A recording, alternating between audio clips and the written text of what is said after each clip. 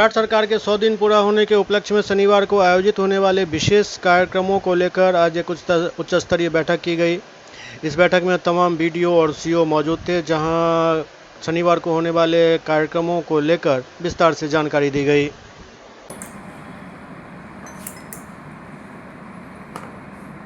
ठीक है साहब, जाइए आप। हम वैसे ही भाषण दे दिए हैं, लेकिन हमको वो जानकारी नहीं था ना, ज़्यादा लगा। कल सरकार का 100 दिन पूरा हो रहा है। इस उपलक्ष्य पे पूरे बिहार में एक कार्यक्रम आयोजित करना है।